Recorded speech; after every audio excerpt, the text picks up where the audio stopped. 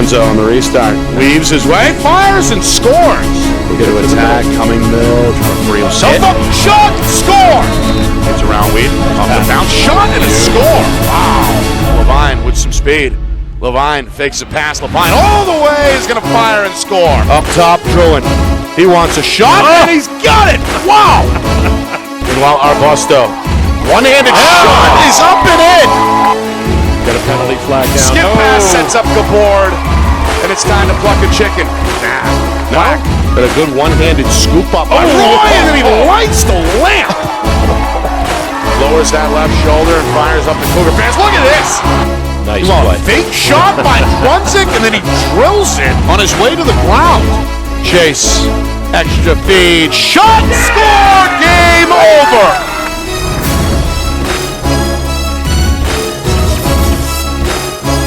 Well, hello everyone, and welcome here to Exeter. Nick had asked us, Roger, how are you?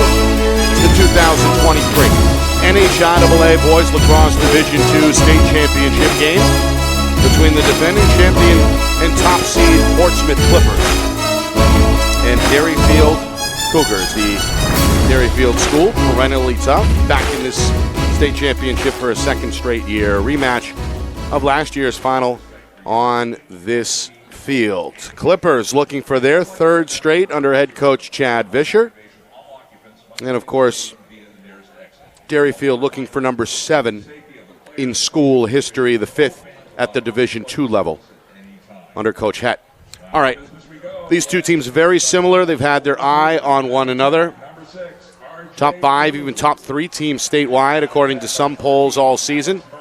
And both were atop the Division II standings really from start to finish. They end up with identical 16-1 records. Portsmouth ends up as the top seed via the tiebreaker, which was of course the head-to-head matchup won by Portsmouth 9-8. That game was played exactly a month ago on May the 11th. Wow.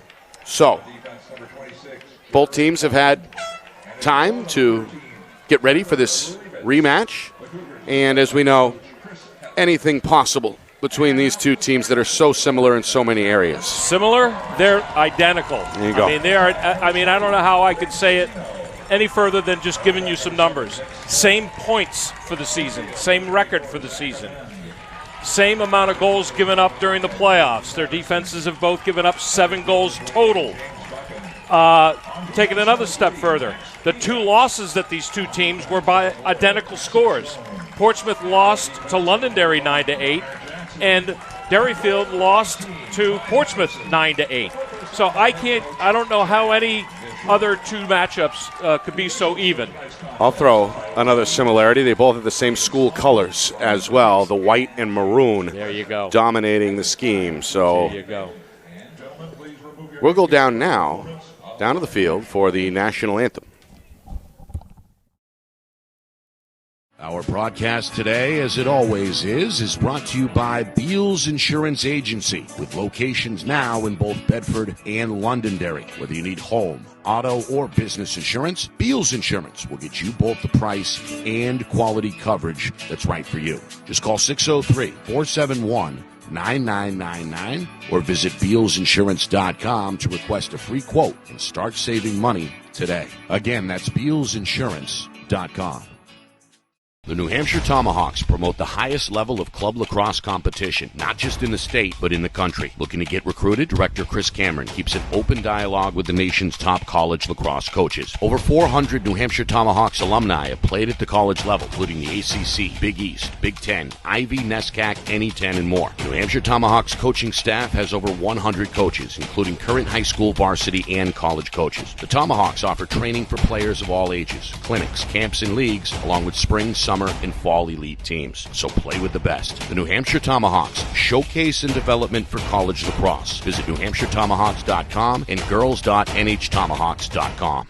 How can you reach your team's fundraising goals at no risk and no cost? MG Sports offers a variety of products to make your team's fundraiser a success. Their products include tickets and discount cards to hundreds of local businesses. MG Sports now has a digital platform where athletes can raise funds in the comfort and safety of their own home. So become another lacrosse program like Bedford, Goffstown, or Memorial that sets fundraising records every season. MG Sports, fundraising made easy. Visit mgsportsfundraising.com to start raising money for your team today. Are you thinking of selling your home? Well, now may be the time, given that spring is here, the market is hot, and interest rates remain at all-time lows. It's time to call Roger Howe, a licensed professional realtor with the Bean Group. Not sure what your home is worth? Roger will provide a market analysis for you at no charge. With 12 years experience in residential, commercial, leasing, and investment properties, Roger knows your local market. So contact Roger Howe of the Bean Group today.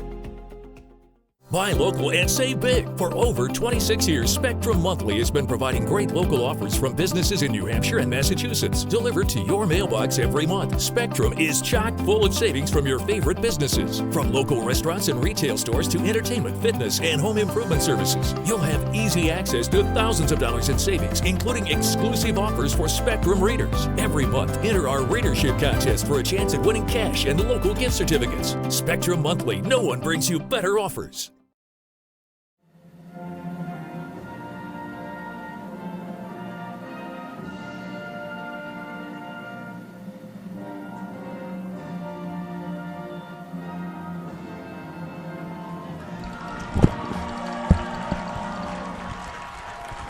Well, there it is, the national anthem in the books here in Exeter. And we're set for the third and final state championship today. Earlier on this field, we saw BG beat Pinkerton. It's the Cardinals rolled to their third straight state championship and the 12th overall for head coach Chris Cameron in Division III. Hopkinton, as the number 5 seed, took down Campbell by a final score of 7-4. All right, Roger, you mentioned the similarities. What are, quickly, some of the differences that we may look for here between these two teams that may settle it? Yeah, for the sake of time here, let's just cut to the chase. Zach Amend, Nick Smith, they scored 5 out of the 9 goals against Derryfield during the season. They need to find a way to stop Nick Smith, not only at the face-off X, but in transition when he gets to, possession of the ball. Number 2, Derryfield. They have got Portsmouth. That is, has got to find a way to stop Tate Flynn. He is a man among boys out there. He's a big kid. He scored 2 goals in that contest earlier this year, but he also had a couple of assists too. So he's not just a goal scorer; he's a feeder as well. And believe it or not, R.J. Prue, sophomore from Bedford. He had 3 goals in that first contest. Very unusual to see a youngster have that kind of success against Portsmouth team that is that strong. But, hey, we've been talking about the freshmen and sophomores a lot this year, and it's good to see. Logan Purvis is the junior at the face-off X for Derryfield against junior Nick Smith for Portsmouth. These two teams, no love lost, as we know, over the years. This one expected to be very physical. Bodies already on the ground. Flint comes in with a check, and that's going to draw an early flag here just 15 seconds into the game. That'll allow Derryfield to settle down. And you can hear the Cougars sideline still upset as play resumes here. I don't know why they're upset. I don't either. They're about to get rewarded. I mean, momentarily. I think Coach Hetler may be just trying to direct this offense here on the team's first possession. I mean, quite frankly, Steve Small is the lead or the forward official on that. That should have been his flag, not. This is Chili Cabot able to weave his way along the goal line and score. And that's going to stick because they're going to be a double dip situation here for Derryfield. So Chili Cabot. No. Okay. Is going to score. We're going to get a number of. No, he waved it off. He called a hold. They're going to pick it up, yep. Yeah, and that's not even the right call. I mean, he got him up high. It would have been a cross-check. And I think that may be what Coach Hetler was upset about. It was a high hit. So the junior, Chili Cabot, checks in here. Ooh, good less hack. than a minute into the game to make it 1-0. That's going to be a hold. More physical play here on the near side. Another flag is down. More bodies rolling on the carpet. A second flag is going to fly as this one is finally whistled dead. And that might be on R.J. Prue, the aforementioned sophomore. I think the tone has been set. Oh, yeah. Would you say so, Roger? 69 seconds in, already 2 penalties. Well, I won't tell you folks what I really said between the two games, but this is exactly what we were expecting. Nothing less. These teams have had a month to really fester. Yep. They come in foaming at the mouth. We saw a little bit of a dust-up during the pregame as well before we got on the air between these two teams, involving some of the equipment at midfield. Please tell that story. Well, there was a line of sticks along the 50-yard line that the Portsmouth players felt like were in their way, so they took it upon themselves to move the Derryfield equipment, we'll put it that way. Meanwhile, this thing's still getting sorted out. 4 officials on the scene today, including lead official Tyler Leeds.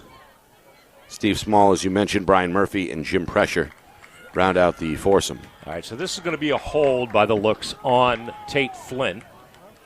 Be a 30-second penalty. Yeah. Derryfield an early 1-0 lead if you're just joining us. So after all that rigmarole, we got a 30-second penalty and nothing more. It's the 4th time, Roger, these two teams have met since 2017 in the state final. Crazy. Including last year's game, which was won by Portsmouth. Derryfield got the better of the 2 matchups in 2017 and 2018. Coach Hetler, 6 rings, 2 in D3, 4 in D2, looking for another for the case. The head coach / athletic director and former Boston Cannon at the pro level. And, of course, on the other sideline, Chad Vischer is a pilot. Oh, I love it. For Southwest, and maybe the busiest man I know. Look at this. This is Zach Amend. The Portsmouth junior is intercepted. The long pole, Max Fowler read that one, and now the Derryfield junior is off and running. Going to find Cabot to his right, and Derryfield back on the attack after a good turnover. We've seen a lot of passes picked off today, haven't we, Nick? We have. An extraordinary amount of passes. Plenty to watch earlier in the B.G. Pinkerton and Hopkinton Campbell matchups in D1 and D3 respectively.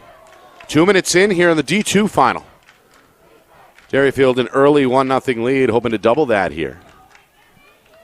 Back to even strength.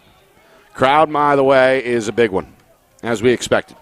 Students for both Derryfield and Portsmouth. The Clipper faithful in white, Derryfield in the road black. Nice look. Oh! This one going to roll out of bounds behind the cage and stay at this end. Chili Chabot with the B2B. Chabot, already a 3-year starter and only a junior. Yeah, from what I understand from Coach Hetler, he was the pivotal player in that game against St. Anselm's, or St. Thomas Aquinas. Tyler Lutieri up top. This is R.J. Prue, the Bedford native. Sets up a shot, and there is Tate Flint to score it. The former Trinity Pioneer lights the lamp. The senior has got the Cougars out in front to the start they were hoping for. 2 goals here in the first 3 minutes. Well, what did I say at the beginning of the game? Who do you have to stop? Tate Flint and R.J. Prue. And there's the connection right there. Prue with the assist. Tate Flint with a good blast from about 12 yards out. Flint, the senior, on his way to Merrimack University in the fall to continue his NCAA career, or to start his NCAA career, I should say. Ooh. This one's still anybody's guess. Smith in pursuit for Portsmouth. That's Fowler on the scene for Derryfield. Still no possession. And another large scrum here. No. Got a push? Oh, yeah. Yeah, going to go against Portsmouth. Yep. Coach Vischer rolling his eyes. Chabot going to dance down the goal line, trying to shake off a man. Wraparound is knocked down. Kai Paterson, the sophomore goaltender, going to fish it out, but his outlet pass is too strong, and it's fielded on the hop by Derryfield's Quinn Silvio. Another senior also committed to Merrimack. He'll head south down to Andover along with Tate Flint in the fall. Cougars a 2-0 lead, nearly 4 minutes in. And now another strong opportunity to make this a 3-0 game. Well, they went up 2-1 in that early season matchup a month ago after Portsmouth scored the first goal, so not unusual to see that. There's another NCAA commit, Ethan Flanagan, number 24 in maroon, the senior on his way to Ithaca. And John Kramer, pretty good player in his own right, another Bedford kid. The junior out on the perimeter here as the Cougars going to work it around the horn with 4.5 gone by. They've got a 2-0 lead. Prue going to spin. It's Max Dieppe on him. Picked up on the switch by defender Ethan Lander, the sophomore. Nobody open, so back up top it goes for Kramer. Kramer to his left. Pretty good ride here by Amend. And now back out again for Flanagan. Flanagan looking for the step on Kilroy, the defender. Pass back door, gets through the zone, rolls out of bounds. It is turned over by the Clippers. Yeah. Good stop there for Portsmouth. Yeah, and that they needed that because they got their offensive midfielders out there. Zach Amend, who gets the duty of having to clear the ball as a one-man show here. Up the field it goes. Macy Schoen, long pole sophomore. And now Lucas Patton in the middle. Loses it. Able to recover his footing and the ball. Survives a dual collision with two Cougar defenders that gets a rise out of this Portsmouth crowd. Coming up at the midway point, first quarter, the lights are on, becoming more and more necessary as the sun sets here on the seacoast. Nick Anastas, Roger Howe with you. Third and final state championship game here on Championship Sunday. A little bit of a wild shot there for Portsmouth's James Buchan. Senior goes over the crossbar, but the Cougars back it up and will have another shot. What are we seeing here defensively, Roger, from Derryfield? They're playing man, nothing fancy, and you can see that Portsmouth is doing like a stack formation here, trying to get some movement. Oh! Here's a man, spin move, sidewinding shot goes wide. Would have been pretty. Yeah, when you stack like that, it's very hard to determine from the defensive side of things, that is, where the slide's going to be coming from. So there's got to be a lot of talk on the defensive end of things. Clippers trying to get on the board, trailing here 2-0. Oh, nice save by Zach. The man keeps it at this end, a split dodge. Looks for a man on the wing. Lost it. Yep, Ben Purcell. Oh. Stick betrayed him. Big hit here as Flanagan goes flying. His teammate Tyler Lutieri has his back, though. And up the sideline, clearing it is Lutieri, the senior co-captain. Good individual effort on that far side, and Derryfield back in business here as we tick down towards 5 minutes to go, opening quarter. And we said earlier in the Division I game that the officials are letting these guys play. There's a low shot and a save. That was Alex Murray who got the step. First save, or the second save for Paterson. And ultimately the ground ball ends up with Dieppe, and Portsmouth has it. Zach Amend. He's got Murray right on his hip, and he's going to draw a flag at midfield. Yeah. Looks like the first penalty against Derryfield is on the way. Yeah. I think it looked worse than it is. It's probably only going to be a hold, but... Clippers hoping to get on the board here. Derryfield not afraid to get out and challenge, it looks like. Well, this seems to be the theme with a lot of the more successful teams this year, is that they have confidence in their backside defenders. So if they get beat out outside the box, they don't have a problem. Amend leaves it near side for Patton. Shot and score. And a little bit of a shimmy shake in the celebration there. Aimed towards the opponent bench. Portsmouth on the board. It's 2-1. Yeah, we're going to wait here for the call. I haven't seen the flag wave. Yep, it is going to stick. So maybe it is going to be a slash. I'm going to give the assist to Amend. And then you see Patton, a pretty good look at the cage, the step down. Illegal body check and on. And then the little salsa after he lights the lamp. Yeah, so that's going to be a double dip option or opportunity for Portsmouth. Chili Chabot getting the illegal body check in a minute. So a great opportunity, if they can win the face-off, to potentially tie this thing at 2. Exactly. Final 4 minutes and change here of the first quarter. Nobody on the wing, and an easy scoop for Briggs Catino, the sophomore. Catino near side. Plenty of time. Thought about it, but I'm glad he didn't, and I'm sure Coach Vischer is too. I think you may have heard Coach Vischer say, pull it out. Yeah, for sure. Get your offensive guys out there. Coach now waving his right arm, trying to direct traffic near midfield. 90 seconds still to go on the penalty. 3.5 to go here in the quarter. So Derryfield going to retreat here, Roger, and try and, pack in this zone here, a man down. Oh, sure. Yeah, you really kind of have no choice.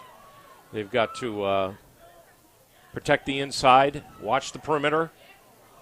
Pass across the zone may have been tipped. It ends up on the carpet. It rolls out of bounds. And we'll stay with Portsmouth. Smith allowed that one to roll out. That's not Smith, rather, but Keegan Delisle. Yeah. Smith is on the far side. Now Delisle back with it on the near side. A bouncer won't go. I like that. Backed up, though, by Catino. Back to even strength. It's like Delisle took a pretty good shot after that miss. They pulled him right off. Smith looking for a screen, runs into the defender. Now double teamed after drawing a slide. The bouncer up top gets away from Baden Peterson. Peterson recovers. Again. And, yep, picked off. Max Fowler, his second interception. Going to fish this one over the top. And without a problem, it's Jared Moulton at midfield for Derryfield, the senior co-captain. So do you think that Coach Hetler ran film where the Portsmouth offense is looking to skip the ball through the box? Because Fowler was paying attention that day by picking off those two right here in the first.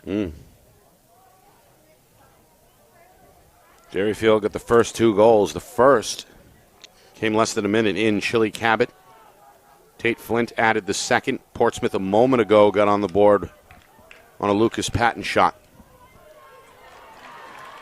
Final 100 seconds here of the first quarter. Cougars threatening to go back up 2. Silvio. Wow! A blast!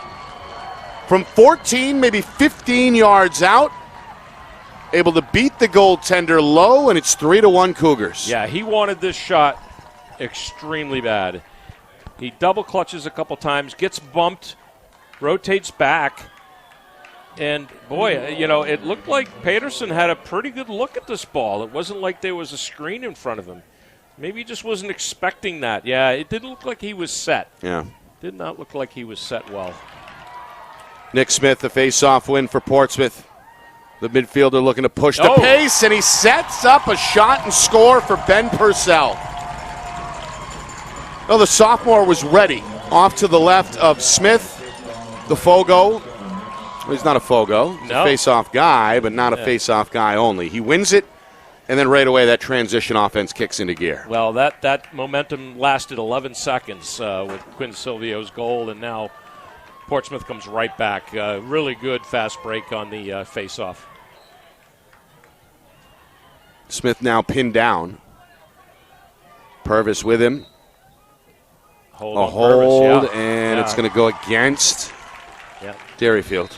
Yeah, he clearly had him clamped, but he was held. You have to play the ball. You got to rake it out. You can't just lay on top of it like that. And Nick's tired. He's going to come off the field. And So 3-2 as we head inside the final minute here this first quarter. Some of the late arrivers still filling up the stands, but we're just about at capacity here at Bill Ball Stadium. yeah, we get the whole fence line in front of us filled. A lot of standing room being occupied as well. Coming up in the final half minute, it appears Portsmouth may have the last shot in mind. We'll see. Coutinho running a track race behind the net. With him step for step is Dugan Brewer-Little, the senior midi for Derryfield.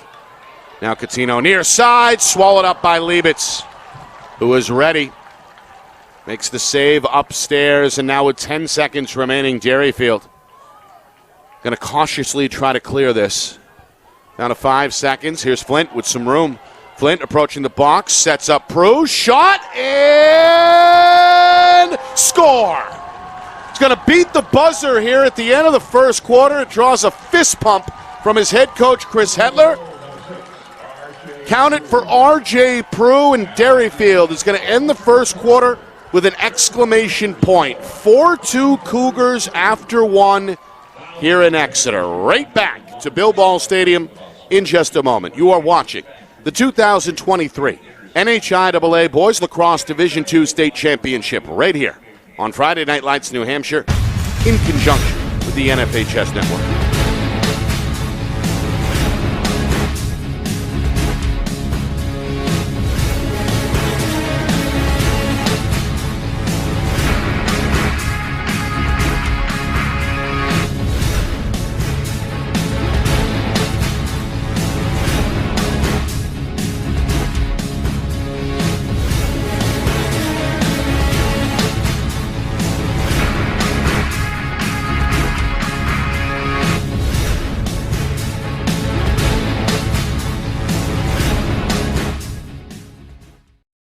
Our broadcast today, as it always is brought to you by Beals Insurance Agency, with locations now in both Bedford and Londonderry. Whether you need home, auto, or business insurance, Beals Insurance will get you both the price and quality coverage that's right for you. Just call 603-471-9999 or visit BealsInsurance.com to request a free quote and start saving money today. Again, that's BealsInsurance.com.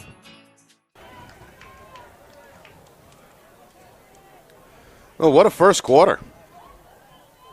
As expected, I suppose. 12 minutes in, it's a 4-2 Derryfield lead, but we've seen a number of penalties, a number of big hits, and a number of goals as well, including one to beat the buzzer by Derryfield's R.J. Prue, and the Cougars, through 12 minutes at least, doubling up defending champion Portsmouth 4-2. Yep, they win it. Clippers not had that built-in advantage at the X, at least so far. Well, they're winning the face-off battle. Yeah, they won just the first. Capitalizing. Right, they won the first 5, but weren't able to produce any goals following those face-off wins. I mean, that second goal was all about facing off and winning the battle and getting. Yeah, you're right. Purcell. Across. Yep, Purcell got himself his lone goal in that fashion, but. Ooh. The shots have been hard to come by for Portsmouth as Derryfield has made the most of their opportunities so far. Goals from Cabot, Flint, Silvio, and Prue. Portsmouth with goals from Purcell and Patton. A rematch of last year's Division II State Championship. And the fourth time these two teams have met in the last 6 seasons. Count that one. On the far side, Alex Murray able to get a pretty good line of sight on the goal there, Roger, before pulling the trigger. Well, another skip pass through the box and a great look by Tate Flint. Yep. Goes across the zone, and then you see there the low shot attempt by Murray is on point. Yeah, and you know what? I've said this about Patterson in the past. He's technically, he doesn't need to go down on that. You don't see him step into the shots that are low very often. So oh! This one a little wide of the cage. Foot race behind the net. We'll keep it at this end. Derryfield scored less than a minute in. Chili Cabot got the party started 1-0, and now in the first minute of the second quarter, Derryfield strikes again. Portsmouth trailing by 3 for the first time, 5-2.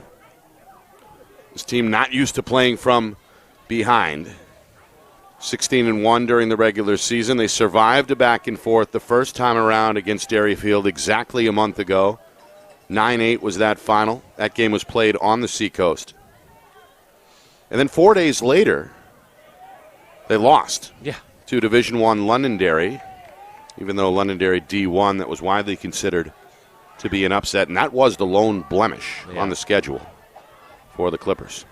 Ooh. All right, here's Smith trying to keep his balance, and does. Pretty good move there. Paterson looks middle. Here's a shot and a score for Ben Purcell. The sophomore found a soft spot in the middle of that zone, and he buries the shot, his second goal, and it's a big one for Portsmouth. Well, this is all about rotation on the offense. Nick Smith almost loses the ball down by goal line extended and finds the midfielder at the top of the box, but Purcell is rotating through the center and no one there to pick him up. So 5-3, and now another big face-off on the way between Purvis and Smith. Purvis goes sprawling. Silvio had a chance at it and does scoop it up. Now the senior going to weave his way behind the cage and finally pump the brakes deep behind the net for Derryfield as the Cougars get set for another trip in the attack zone. Coach Hetler, he's calling out some kind of a play, holding up his hand, his right arm over his head, extending 2 fingers. Number 2, yeah. Let's see, it's a two-man game here, yeah. Two-man game behind with a 2 on the... It's Prue and Flint. Flint trying to lure his man deep towards the corner. That's Portsmouth Sawyer Bouvier. See ya. Pass knocked down, up for grabs. Amen comes in with a shoulder to clear the room and eventually secure the ground ball for Portsmouth. A good play by the junior. Boy, he just took control of that play, didn't he? Well, Bouvier does his part on the clear, and the Clippers. Rip. We'll see a shot here from Amen go off the post. Quickly kept in the zone by Buchan. Purcell will rifle it back up top for Patton. And again, the Clippers ready to operate here with 3.5 gone by in this second quarter. I think that went off his leg. I think that actually hit Liebitz. Wouldn't surprise me either way. We've seen a few kick saves over the years from Liebitz. Yeah. Junior goaltender has certainly improved last year, perhaps from a year ago, and that may be an X factor in this game. I mean, who in the state would be a better coach when you're a young goalie trying to learn a position than Chris Hetler? He just keeps pumping them out. As we know, former pro with the Boston Cannons. Runs the big Het goalie school, or goalie camp, if you will. Of course, has coached some international teams as well. Yeah, Germany. Never mind the New Hampshire Tomahawks. England. And what he's done with Derryfield. Yeah. It's about as accomplished as it gets. Looking for his 7th state championship with the school. It would be their 5th in Division II. And their first since 2019. This one is wide. I think Liebitz has gotten bigger too, Nick. He's almost 6 foot in that net. Yeah, it looks like the top of his helmet is just underneath the crossbar. He's gotten a lot bigger. Him and Tate Flint. Some growing young men, right? Yeah. Nearly 5 minutes in. Coach Vischer watching patiently as his team operates. He's got his hands clamped behind his back. Businesslike as he observes Zach Amen's bouncer go out of play. Yeah, I like the shot selection. He just didn't hit it right.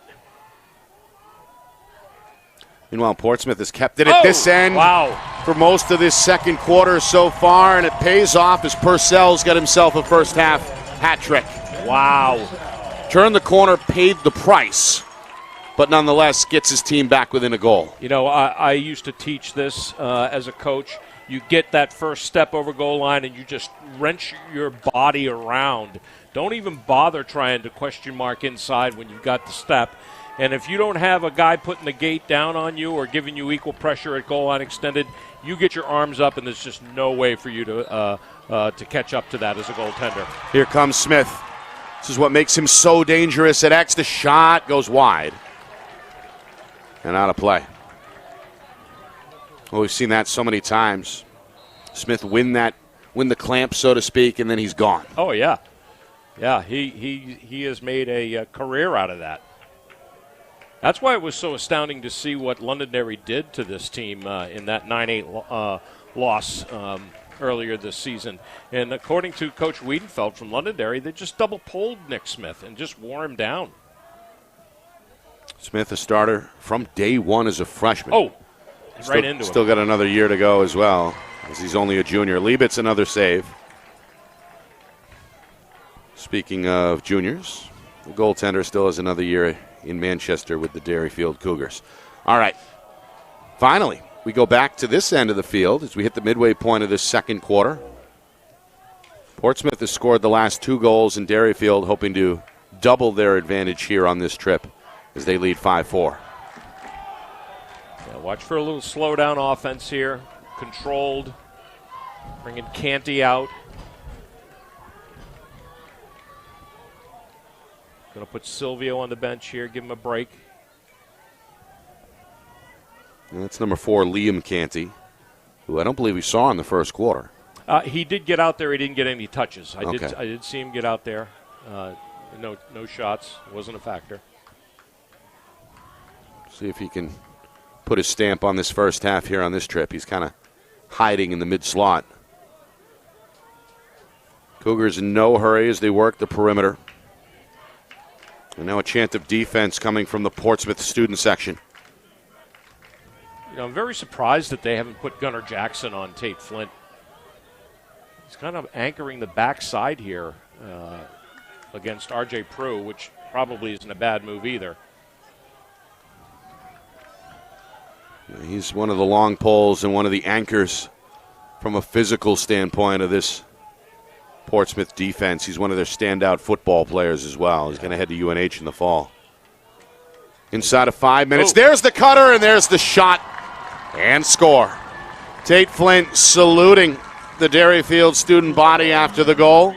His second of this first half. And the Cougars go back in front by 2, 6-4. All right. So that's the second connection goal between those two players already. R.J. Prue making his statement in this first half already with 3 points. A couple of assists and a goal, right? Yeah. Tate Flint, the two factors we mentioned at the start of the broadcast. Well, Derryfield scored the first 2 goals and have never trailed. Scored at the buzzer to end the first quarter. Held a 4-2 lead going into the second quarter. And it's been back and forth so far here in the second frame. Murray for Derryfield. Portsmouth got 2 goals from Ben Purcell and then Flint a moment ago. And that's where we are here, 6-4, as we head towards the final 4 minutes of the first half. Now let's give Logan Purvis his due here. He has done well to try and neutralize Nick Smith. Flint's open. Shot. Set aside. Peterson. Yeah, that went off his leg. Yeah. Off the high thigh, it looked like. Almost the midsection. Yeah, you can tell he's feeling it. Yeah. Payne is secondary in a state championship game, though, as we know. Yeah. He's going to show some toughness in the cage. May have to do it again here as Derryfield still lurking at this end, threatening to go back up by 3.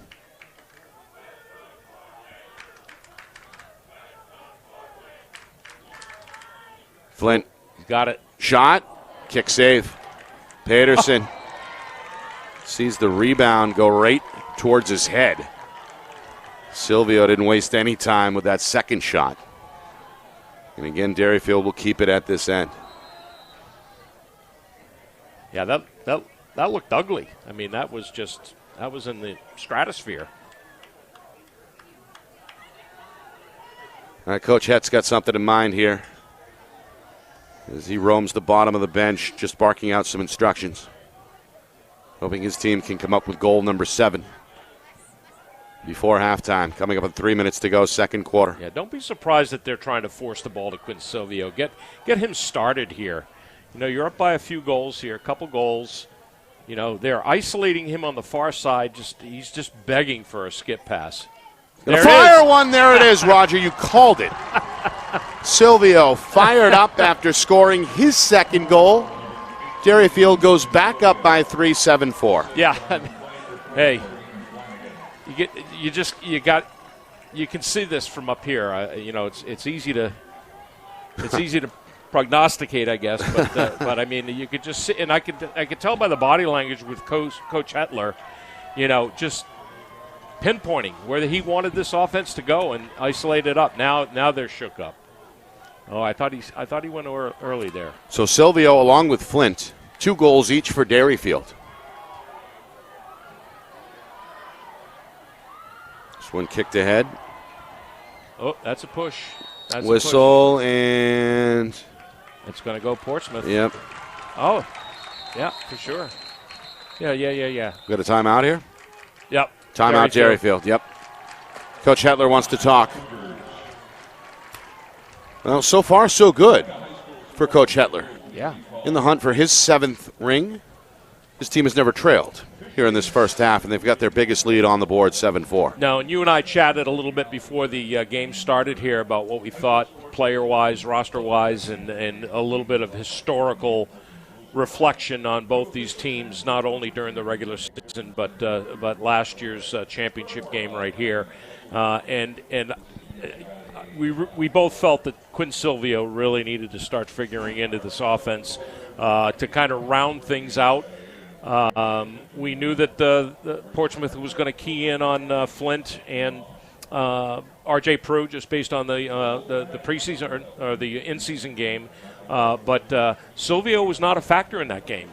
He actually he only had the 1 goal, and he didn't have a good game against Portsmouth over at Portsmouth High School. So it's good to see that they're trying to work him into the offense and get him jump-started here and figure as a factor in the game. And he's picked his spots pretty well so far with the 2 goals, including on that one right there, able to light the lamp from the wing. Yeah, and what's behind the timeout here by Coach Hetler? His team does not have the ball. His team has the lead, but seemingly a pretty good timeout here inside of 3 minutes to go. Not quite sure. Wants to get the defense on the same page, I'd imagine, to preserve the score before the break. Yeah, maybe they switch things up. Silvio and Flanagan are out there on defense. Silvio's not one of their better defensive midfielders, but maybe he's got a takeaway in mind. Or well, he's got the long pole Little on Zach Amend. And that's to be expected. That's to be expected. I don't see really any other matchup we didn't see. No, and they're from still earlier. in man, so they didn't change the defense up. Now, good bump here. Yep. Oh. Patton behind the cage. No. Peterson back to the net. Second man comes over and swipes it free. That's Fowler. Procedure. And it goes against Portsmouth. So Fowler able to come up with another turnover. Saw him with 2 interceptions earlier. The long pole sneaks up from behind here, and then the kick is called against Peterson, as we see on the replay. Yeah, got it. Final 2 minutes. Look out, Purcell. He's got a first-half hat trick for Portsmouth, but his pass is off target. Collision near side frees up Flint for the ground ball, and Derryfield has it again in their own end. Yeah, not a good pass by Ben.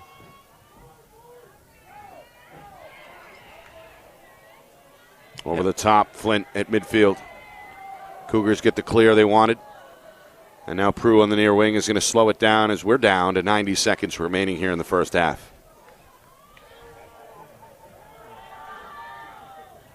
Been a pretty quick moving first half, about 35 minutes or so. Yeah. Another Bedford resident, Brady Daldo out there, just coming out number 7. It's the Derryfield sophomore, the midi. Down to a minute, and Derryfield is in no hurry here. They thinking final shot? My favorite Yeah, you're question up by to you, 3. Roger, I know. Yeah, but you're up by 3 here. Why let any momentum shift go in the direction of Portsmouth? So around the horn it goes. Clippers seemingly content defensively with allowing the passes along the outside. We'll see. Down to 30 seconds. Cabot, who got the party started with the initial goal, is behind the cage for Derryfield. Silvio, who has 2 goals to his credit, going to get rid of it. Yeah, now it's Flint, his future teammate at Merrimack. Yeah, they're going in zone here with the Clippers. So Down to 15 seconds. Uh-oh. Silvio, nice dodge. Look out.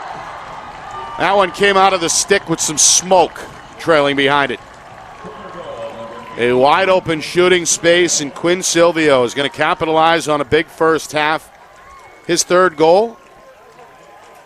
And the hat trick also brings Derryfield's largest lead to the scoreboard, 8-4 here with just 10 seconds remaining before halftime. Yeah, one thing I noticed in this first half was that number 1 for the Portsmouth Clippers, Brady Kilroy, I don't recall him being one of their go-to defensive midfielders, and he just got shaken right out of his shoes on that one. Schoen, long shot for the long pole is wide and out of play with less than 2 seconds remaining.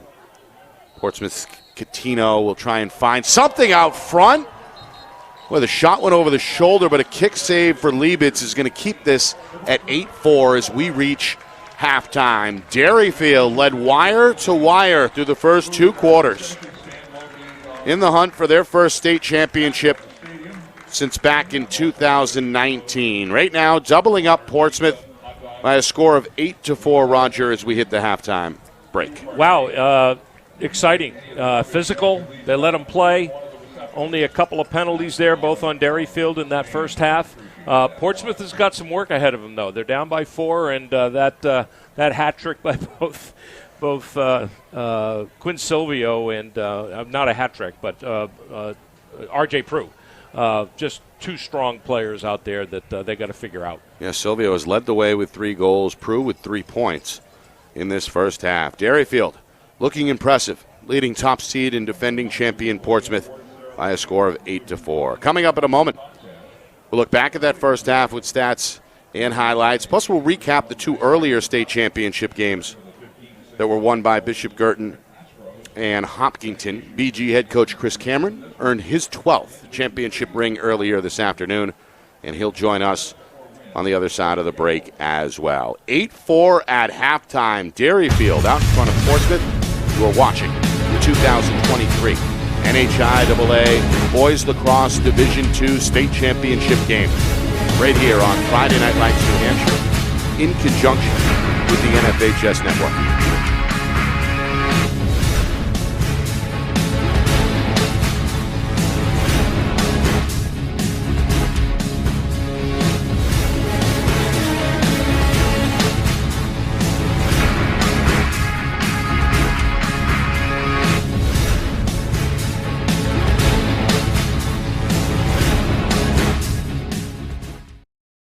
Our broadcast today, as it always is brought to you by Beals Insurance Agency, with locations now in both Bedford and Londonderry. Whether you need home, auto, or business insurance, Beals Insurance will get you both the price and quality coverage that's right for you. Just call 603-471-9999 or visit BealsInsurance.com to request a free quote and start saving money today. Again, that's BealsInsurance.com.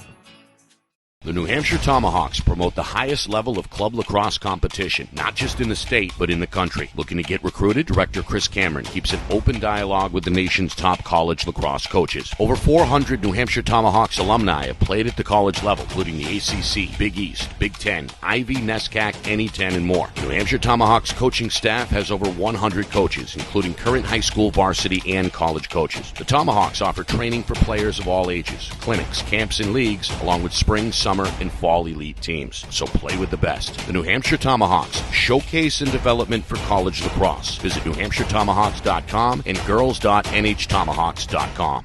How can you reach your team's fundraising goals at no risk and no cost? MG Sports offers a variety of products to make your team's fundraiser a success. Their products include tickets and discount cards to hundreds of local businesses. MG Sports now has a digital platform where athletes can raise funds in the comfort and safety of their own home. So become another lacrosse program like Bedford, Goffstown, or Memorial that sets fundraising records every season. MG Sports, fundraising made easy. Visit mgsportsfundraising.com to start raising money for your team today. Are you thinking of selling your home? Well, now may be the time, given that spring is here, the market is hot, and interest rates remain at all-time lows. It's time to call Roger Howe, a licensed professional realtor with the Bean Group. Not sure what your home is worth? Roger will provide a market analysis for you at no charge. With 12 years experience in residential, commercial, leasing, and investment properties, Roger knows your local market. So contact Roger Howe of the Bean Group today.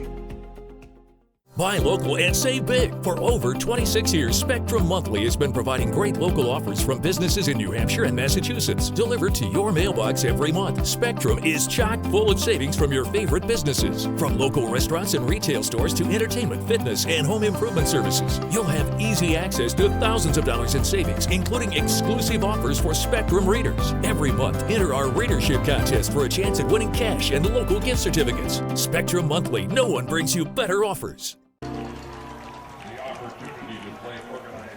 Halftime here in Exeter. Derryfield doubling up Portsmouth 8-4 here in this 2023 NHIAA Boys Lacrosse Division II State Championship. Nick Anastas, Roger Howe with you.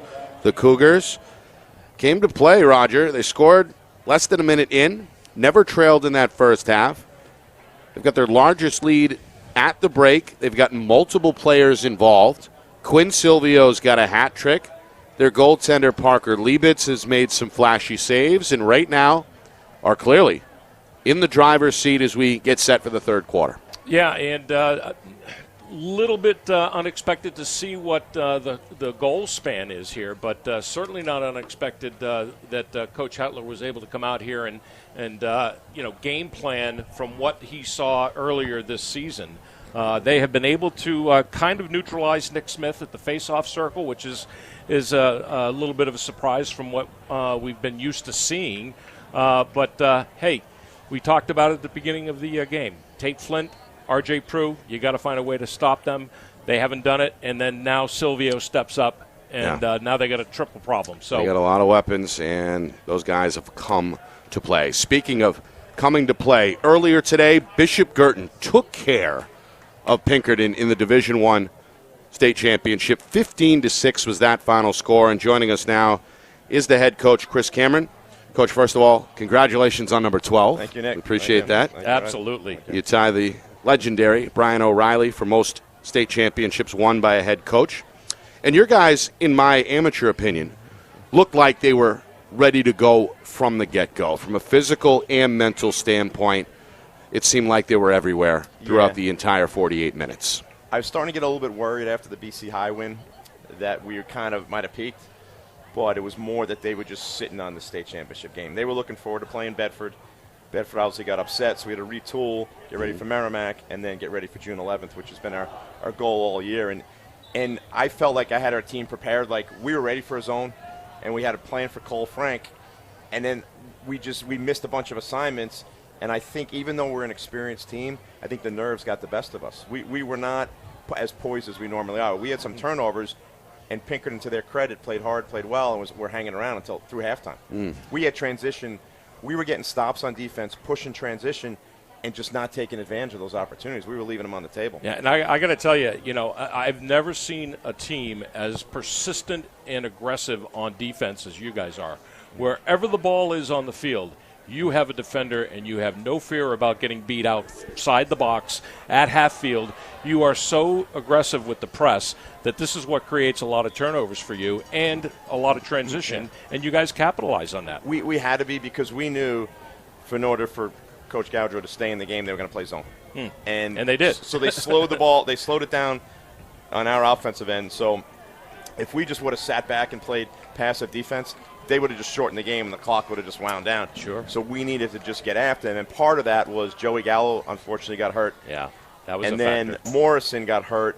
against Londonderry, they were thin as it was. So when Coach Gaudreau lost those guys, they drop off a little bit. So we just had to pick our spots, not our spots, but certain matchups that we were going to go after. Yeah, and that neutralizes Michael Uber, who was their third midfielder. Yeah, we wore him down. Yeah, and you wore him down. He got a goal late in the game. But that was a goal late. I thought that Rourke, Ryan Lynch was playing really well coming into this game. Rourke just shut him down. I think Rourke might have had 8 caused turnovers. That's the most caused turnovers in any game I've ever been involved, never mind a state championship. Yeah. He looked good. I thought Alex Dumont looked good. Was outstanding. He just was he was a shutdown defender and created havoc in the middle of the field and pushed transition all game long. Coach, what can you say before we let you go about this senior class? Right, 3 championships, didn't have a chance to compete at the freshman level because of the COVID-19 situation, but after that, all they did was win. I feel like I'm Coach Gerard and Coach Howe's Bedford team with streaks right now. I don't know what their streak was, 90-something, 80-something, but we went 51-0, 69. 51-0 against New Hampshire teams. They went 56-5 overall, 3 state championships. So, so it was a great group. And it never gets old, don't get me wrong. 12 is great. Everyone's special, never gets old. But I was just so happy. There it is. There's a shot and a score. Yeah. Yep. Alex Murray. Yeah, Coach. Yeah. So, go ahead. Finish your thought. So I was just happy for our kids because they wanted it. So, like we tell them, championships are not won on June 11th. They're won in the offseason. And they prepared so well. We got embarrassed last year by Staples. And we wanted that rematch really bad. And we lost in overtime, a game we gave away. And I was just so happy for the guys because they worked so hard. Where they got we had 3 top 20 teams in the country that we had a chance to play, and we were able to get that game against BC High, which was great, and then get the state championship. All right, Coach, finally, your thoughts on what we've seen here so far. Derryfield now with their largest lead, 9-4. Yeah, so a few things. One is that, and not in any particular order, but this game was like a 5-4 game. Portsmouth slipped into a zone. Derryfield obviously got beat by the zone during the regular season. They were prepared for it. They scored 3 goals on 3 possessions. And so that surprised me because the goalie for, is it Patterson? Patterson. Patterson. He's not playing poorly, but he's not making like outstanding saves. He's unorthodox too. And so they gave up 3 goals on that. I think that Quinn Silver's been the best player in the field. But Derryfield puts out 6 guys on offense that are really good. Yeah. Max Fowler between the lines because Logan Purvis, Nick Smith's outstanding as a faceoff guy. But Logan Purvis, I don't know if it's 50-50. It might be. Yeah, you got what's the number? 6-7 to 9. So 7 to 9 is so not it's pretty that far. close. I just think that that Ament has been in, and I think Parker in goal. Parker Liebitz, right? Yeah. He's really been. Last year he was a weakness for this team. Yeah, when he was just young and inexperienced. Now he's a strength for this team. So you talk about hard work paying off, and they're hanging at the faceoff X. They're ready for their zone. Portsmouth, obviously, it's Ben Purcell's got three of their 4 goals. He's been really, really good. But I don't know how much depth that they have, and that's another save by Parker right there. I mean, and that seemed like it was. Yeah. So foot race going to be won by Briggs Gattino just barely. So, Coach, by comparison, the regular season game, Nick Smith dominated the face-off. I think it was 70+%. No, it's 14-7. So that was the count. So what's that, 66? So close. Yeah. So, and then Aman is trying to they're sending multiple guys at him, and he's trying to go through 2 and 3 guys, and which it's not. It's just that. There's not a lot of support right now I'm seeing out there for him. And Derryfield, the crowd's great for both teams. Portsmouth seems to be a little more – Portsmouth people obviously were on the seacoast. But Derryfield's bringing their own energy right now. Yeah. And they handled the zone. Shot's not going to get through. It'll be redirected. Yeah, you guys handled the zone well, too. You went right into 1-4, I think, at the start start of that. We knew that because they had success. They had a lot of success against Exeter with their zone. Yeah. So it was the same zone. We ran an opener to start, and we got a goal off, and we ran it to the other side and just missed, and then we ran it again. So we were prepared for it. We saw a lot of zone this year, and we could really shoot the ball. So it just you're just not going to score your goals as quickly. That's an understatement, Chris. Yeah. It just takes time off. Yeah. Coach, you mentioned earlier the off season is really when a lot of the work gets put in. The offseason begins tomorrow? Tomorrow, right? our girls start practice There you tomorrow, and the boys start practice Tuesday. First tournament. We're at. Some of our teams are at Yale. Some of our teams are at Lincoln Sudbury High School. So yeah, it's exciting. I mean, this is my favorite day of the year. Yeah. And then looking forward to. You get no breaks, Coach. State championship day is like a great day, but then you have a little bit of withdrawal because you realize that your seniors are you're going to miss them, and I think we had 25 of them this year. But yeah, so that was my message to these guys this year. It's the same message. Look, you got to put the work in, and our guys know it. That if they don't, the guy behind them is going to grab their spot. Yeah, for sure. Well, those days I miss, I got to tell you. Leaving the field on high school and then heading down to Delaware for Neskla. I love it. So we got down there, we got Coach Bordeaux down there. He'll be coaching our Tomahawks 25 Purple team. He'll be coaching with Brian. And your son Sean is Sean's coaching the Purple 24 team. Purple. Right? We got Eric Coburn over there, who was at St. A's. He's a friend of the program. Yep. Londonderry, he'll be playing for England in the World Games. I heard that. Yeah. So we got some people in the stands. Look at our big collision is going to send Prue flying. The ball is out, and now it's touched up by Portsmouth. That looked like it was a. That's the lead ref. That's Tyler Leeds calling that. Cross check. Okay. All right. This game is more. I know we played physical, but this game has more body check. I mean, there's more bodies going on. As we expected. We knew it would be physical. It has been so far through 2.5 quarters. Well, that's their first penalty of the game for Portsmouth. They've been pretty clean. And Derryfield's man up is very, very good. So it looks like they're going to shut off Silvio here and just elect to go 5-on-4. I think that Derryfield Silvio should just get out of there and just play 5-on-4. Catching the ball is not going to do you any good. Just go to the corner. Just get out of there. Trying to face guard him, it looks like, with Purvis. I don't know if that helps anyways. Or not still Purvis, got rather Prue Bouvier. They have enough weapons. Yeah, Tate, like look that. out, shot and score. Just play 5-on-4. I mean, you're at the point now where you got to start thinking about a timeout maybe here and regroup. Or they also need Nick Smith to start winning faceoffs. But I'll tell you what, Derryfield has brought the energy. Yeah.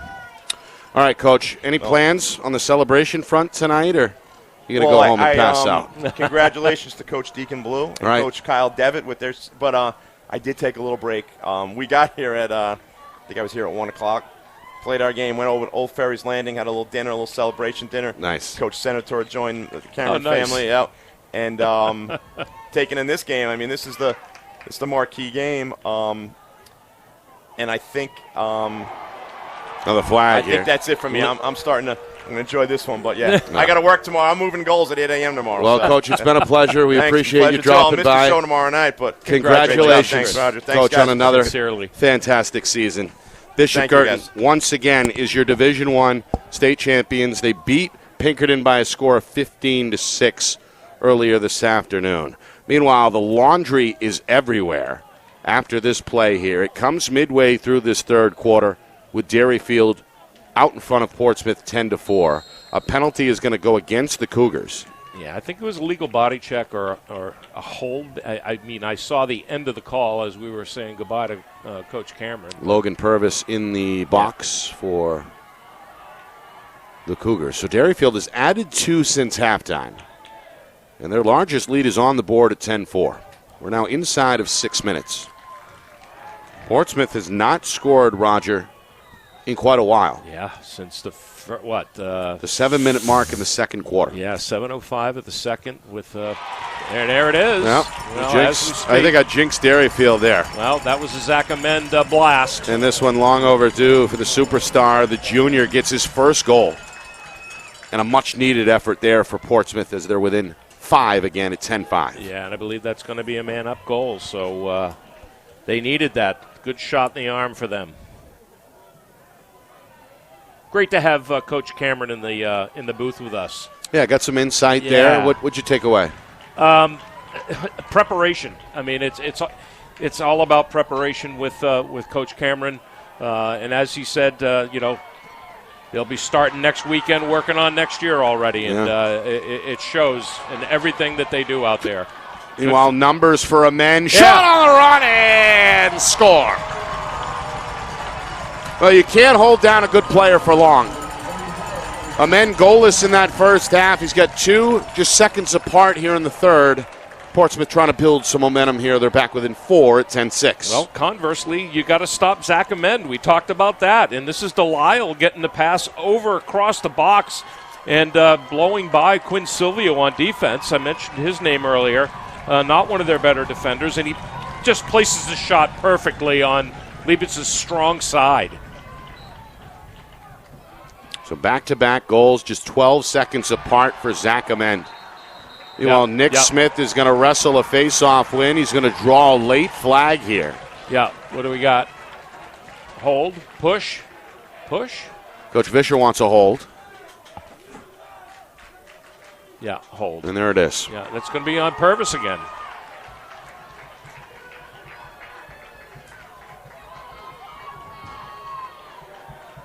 Purvis on one knee, explaining himself to the Cougar coaching staff in the penalty box. Coming up in 5 minutes, third quarter. Not unusual to see. Oh, yeah. Shot, score. It's Zach Amend. He's got the fever here, Roger. 3 goals in less than a minute. Wow. And another man-up goal on the board for Portsmouth as the Clippers have cut what once was a 6-goal Derryfield lead in half and are back within 3 at 10-7. And we have seen today some buzzer-beater type goals and some real quick goals this entire day. We've got a couple at 11 seconds. This one was 14 seconds. Apart, right? Yeah. And just pouring it on here. How about 3 and 25 seconds? Yeah. By Amend. Oh, missed it. And you mentioned buzzer beaters. We saw a buzzer beater earlier at the end of the first quarter in this game. Oh. A goal by R.J. Prue. Meanwhile, everybody seemingly thought that was out of bounds except for Nick Smith. He's got a man at the cage, and there is the shot and score for Briggs Catino, the sophomore, in the right place at the right time, and this crowd is fired up. The Portsmouth faithful on their feet. 4 straight by the defending champion Clippers. They're back within 2, and Coach Hetler has seen enough. Timeout Derryfield. Inside of 5 minutes remaining third quarter. Just a 2-goal difference now at 10-8. Well, how's your West High School math now? 4 goals in how many? Less than a minute. Less than a minute. Yeah. Very exciting. And again, Zach Amend. About Nick 49 Smith. seconds. 49 Roger. seconds. Yeah. What? Hey, we talk about it all the time, and I actually wanted to ask Coach Cam this too. When they went in that 1-4 in the zone, and we saw Timmy Kiley go 3 straight in a very short period of time. This is what this sport's all about. So 10-8, and as we like to say, it's a game of runs. And this one more like a flash flood. 4 goals in 49 seconds for Portsmouth. 3 of those by the junior Zach Amend, and the latest from sophomore Briggs Catino. We hadn't heard much, frankly, from this Portsmouth crowd, and the beast is now awakened from its slumber, so to speak, as they are loud and shaking the press box up here at the top of the stands. Yeah, critical face-off here for Portsmouth. Whoa, what do we got? Oh, they just barely got in the box. Yep. Another win for Nick Smith. Although he hasn't been as dominant as we're accustomed to seeing. He's going to fire a shot, saved by Leibitz. Boom, good man ball. Look out. Pig pile Another good near one. side. Another big hit issued by Amend. Amend still trailing. Bad pass. Jared Moulton, the senior, tried to fire the outlet, hoping to hook up with his teammate Alex Murray. Instead, it's out of bounds, back to Portsmouth. I don't know what they're upset about at the Derryfield bench, because it was rough and tumble, but it was clean. This one taken waist high by the Clippers. By the Cougars. As Tyler Latieri got to it. Now Murray trying to swim away from 2 Clipper defenders does so. And R.J. Prue going to trot to a stop here on the near side wing with less than 4 minutes to go, third quarter. Portsmouth has scored the last 4. Derryfield's lead is 2. But an opportunity here for the Cougars to rebuild. Prue wants a one-on-one. Going to spin here against Dieppe. Behind the net. Dieppe, the long pole, swinging upwards, trying to poke that loose. They're going to face guard Silvio again. It's Andy Brown on him. Here's Flint, little two-man game. Silvio is the screener. Flint going to back up almost to the 40. Clock ticking down towards 3 minutes, third quarter. Almost completely dark. Here in Exeter, the lights are on in full force as we head towards that three-quarter pole turn, so to speak. Oh, see ya. Amend jumps the passing lane, knocks down the pass. The ball is up for grabs, and guess who has it? Zach Amend. Wow, that's got to be a flag. Oh. It's loose. Gunnar Jackson goes down. The bench goes wild. A flag is thrown. Yeah. And a penalty appears to be on the way against the Cougars. Yeah, I don't mind the two-handed chop by Tate Flint there, but the second one I felt should have created a flag, but they get it back anyways. It's going to be a full minute here. Yeah, this is going to be on against RJ. Prue. Yeah, Prue is down. And down on his right knee in the box, having a word with the box official, Jim Pressure. Well, good play by Zach Amend to get that whole thing started with the pick in the air on that crazy high pass. Momentum right now, Roger, with Portsmouth. Big time. Derryfield has yet to trail. Looked like they're about to break it open in the early moments of this third quarter. Wow. But the last 4 goals have gone to Portsmouth.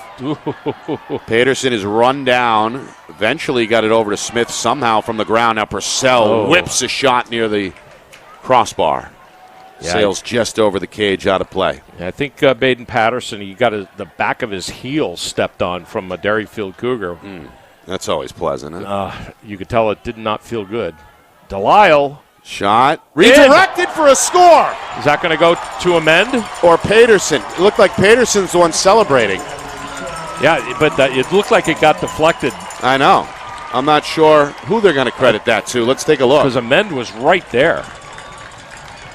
There's the shot. And then is it Amend who redirects, or does that just take a funny I think hop? it just goes off the goalie, just does a backward.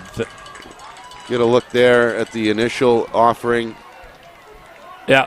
Yeah, I'd say that is going to go to the shooter, right? Yeah. Keegan Delisle. Yeah, so 17's going to get that one. Wow, 5 straight, Nick. Keegan Delisle makes it 5 in a row. Yeah, it looks like they did give it to Amend. Oh, they did? Yeah, that's what I'm hearing over in the scorekeeper's booth. Well, whether it's Amend or Delisle, either way, it's team goal number 9 for Portsmouth. And their 5th unanswered, and now what was almost unthinkable just minutes ago, Portsmouth a chance to tie this thing up in the final 2 minutes of this third quarter. And, Nick, we have 3 EMO goals. That was an EMO goal.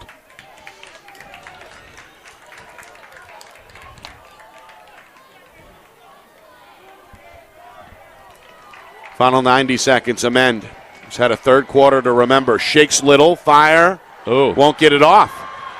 Instead, it's the long pole for Derryfield. Jared Moulton, and the captain makes a big play defensively. Now Silvio is on the run. Going to come back to the middle. His eye is on the cage. He's going to spin to his right. Hooks up with Tate. One more pass sets up Chabot. Behind the cage it goes, and Derryfield is going to bring the clock down inside of 1 minute now remaining in this third quarter. They pass on the shot. I suppose good transition defense there by Portsmouth. Yeah, but Chili Chabot had a chance there on that far wing, and I can only imagine that Coach Hetler was telling him to go yellow here just to get this last shot potential for Derryfield. Final 40 seconds, and it appears that that is indeed the case. They bring Tyler Daldo back out. Bedford sophomore, playing with a big knee brace on his right leg. All right, here's Tate going to walk this thing goal line extended far side in no hurry as the clock is down to 20 seconds. They've done this set many times. They want him one-on-one against Peterson behind the cage. Yeah, they're going to comes back near out. side, continuing to shift, looking for a cutter, goes across the zone. It's pulled in by Cabot. And now the pass gets through to Murray. Up top again. No. Silvio spins to his left. Got to hurry. Won't get it off. No, he did. That'll do it. Portsmouth, after trailing big to begin this third quarter, at one point fell behind by as many as 6, 10-4, but They rattle off 5 in a row, spearheaded by the junior star, Zach Amend. And as a result, it's the slimmest of leads for Derryfield as we head to the fourth quarter. The Cougars have led wire to wire. Will they hang on and capture their 7th state championship in school history? Or will the Clippers complete the comeback and hoist the trophy for the 3rd straight season? We begin to find out next. Fourth quarter on the other side. You are watching the 2023 NHIAA Boys Lacrosse Division II State Championship game right here on Friday Night Lights, New Hampshire, broadcasting in conjunction with the NFHS Network.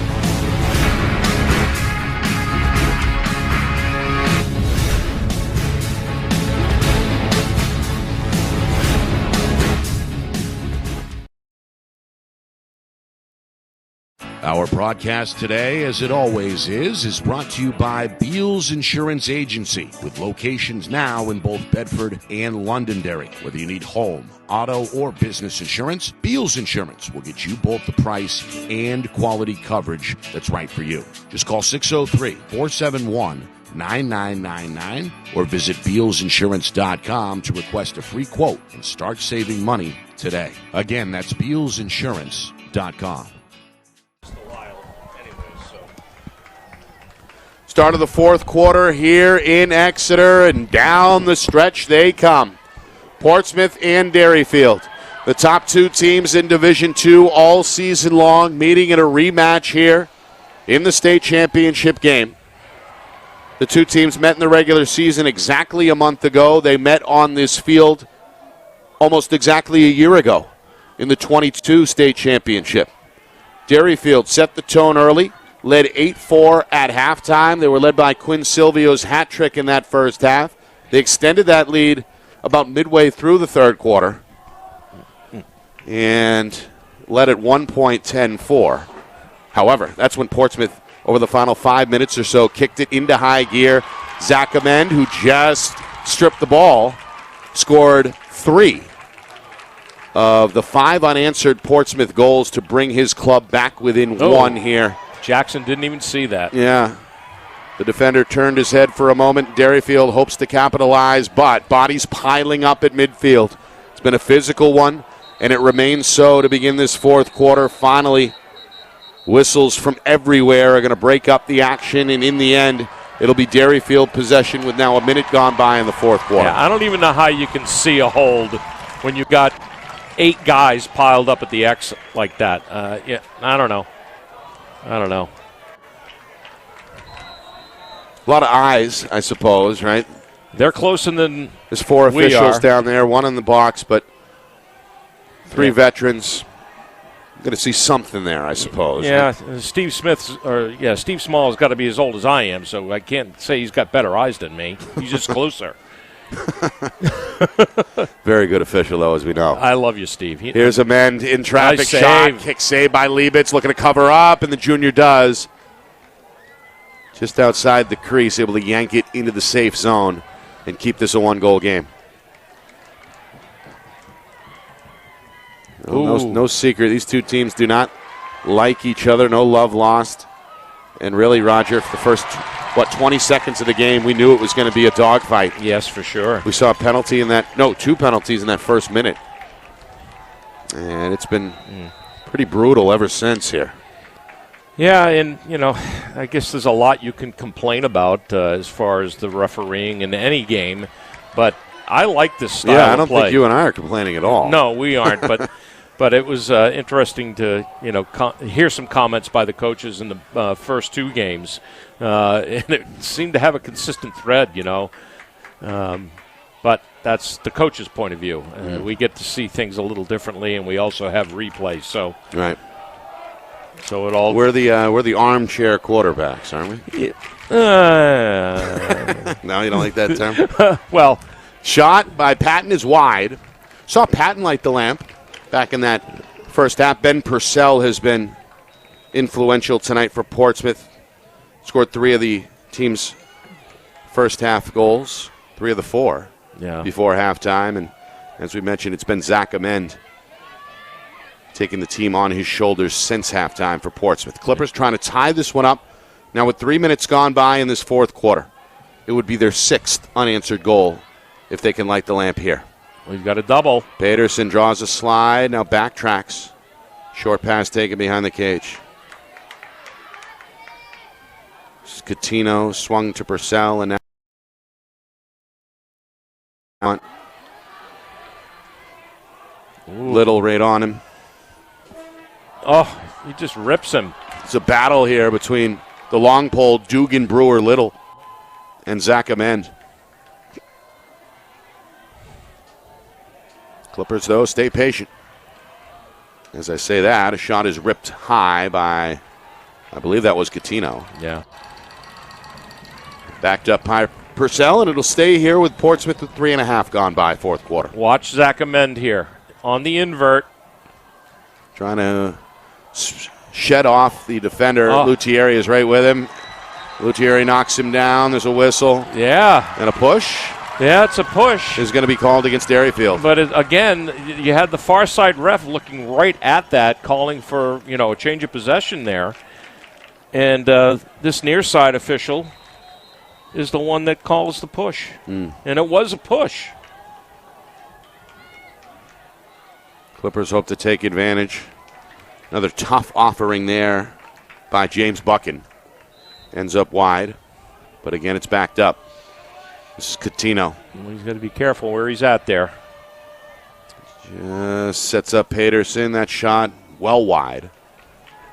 And again, it'll stay here with the Clippers. Now 4 minutes gone by fourth quarter. Yeah, good controlled offense here. Not taking dumb shots. Watch for them to try and force a one-on. There it is. Amend against Little. It's been the marquee matchup. Oh, Here nice. he comes, frees himself up. The slide, the pass, the shot, denied at the doorstep. Liebitz is there along the near post. It's loose behind the cage, and we got ourselves a whistle. He stepped on the line. Who did, Flint? Flint did. I believe he did. I don't think he was aware of where he was at with that yellow line back there. Derryfield senior may have gotten a toe on that end line. Just enough to warrant the whistle and keep it here with Portsmouth. It's been a lengthy possession here. Clippers want to cash in to tie the game. Amend lost his footing, regains his balance, still has the ball, and escapes two defenders. Boy, his arms are going to be nothing but red and purple. He is getting hammered out there. Getting hacked from both sides. Yeah. Meanwhile, Coach Vischer has a play in mind. Yeah, he wants to make some changes. Yep. Get Patterson out. He's going to bring Delisle on. Yeah, and he's going to pull Zach Amend, too, by the looks. Amend's going to get a drink of water here. Yeah. Get some rest. Yeah, he got hacked up pretty good. Shot up high from that far slot is high. Another shot from distance for Buchan. And now 5 minutes gone by here, fourth quarter. Strategic coaching here. It's been a long possession. Yeah. Multi-minute. And this is okay. I'm okay with this strategy. Again, all they need is one to tie it. Yeah. Trailed by as many as 6. Got ripped. Down goes Delisle. Good check. And a back check by Peterson is going to keep this at this end. The ball flies out of bounds, and it's last touch by Derryfield. Give us a replay on this, Ben, if you can. Tough to even locate where the thing came out. Yeah, I think it was off of Portsmouth player. That's why I wanted the replay. Yeah, I wasn't sure whose stick it flew out of. But either way, the officials are on it. Clippers have it. Peterson's shot is again wide as he was bumped on the release. Again, backed up by Catino, and we march right to the midway point here, fourth quarter, still with a 10-9 score on the board. Amend back out there. Yep. With Nick Smith. Hopefully he's got some Ooh. fresh legs. He's going to split two defenders. Oh. Shot! Liebitz, the save. Rebound kicked up in the sky as well. Taken on the bounce by Catino on the far side. Here he comes, straight to the net. Thought about it, goes behind the cage now, still unguarded. Leaves it for Patterson, up top of the box, Smith. Gonna dance, leaves it for Amend. Shot, won't get through off the shoulder of Latieri, I believe, of Derryfield. And then it's the Cougars who get to it, the long pole, Max Fowler. Up the field it goes, he's got Tate Flint. Flint up the sideline for the clear, and the Cougars, after several minutes on defense, now on the attack, looking to protect the 10-9 lead as the clock ticks down towards 5 minutes to go here in this fourth quarter. Now, Derryfield still has a timeout left in this second half, but watch them to just rag the ball a little bit. And as you said, Nick, give the defense a rest. Coach Hetler cupping his hands as he screams the instructions here for the attack. Derryfield has never trailed tonight. Got on the board early, the first minute of the contest. Led 8-4 at half, by as many as 10-4 early in the third quarter. Portsmouth scored 5 straight to end the frame, and neither team has lit in the lamp here in the fourth. We've been stuck at 10-9. And again, with no shot clock in the NHIAA, Derryfield free to take as much time off this fourth quarter clock as they can. Chabot, short pass for Kramer. Kramer hits the gas, nice looks pass. across, pass broken up, and the ball ends up in the net. Alex Murray took a swipe at the rebound and comes up with a garbage goal to make it 11-9. Wow. Boy, don't take your eyes off this game. Blink and you missed it. Yeah. Yeah, just kind of a field hockey goal. Just kind of bats at it. So none bigger than that one so far anyway. Murray, who has stepped up today, Roger. Yeah. Couple of goals now. And again, right now, an insurance one on the board. 11-9 Derryfield. That breaks up a streak of 5 unanswered goals by Portsmouth. Yeah. Meanwhile, a push here against Derryfield is going to give the Clippers an opportunity. And now Portsmouth hoping to make the most of it as the clock starting to become a factor. Ticking down towards 4 minutes.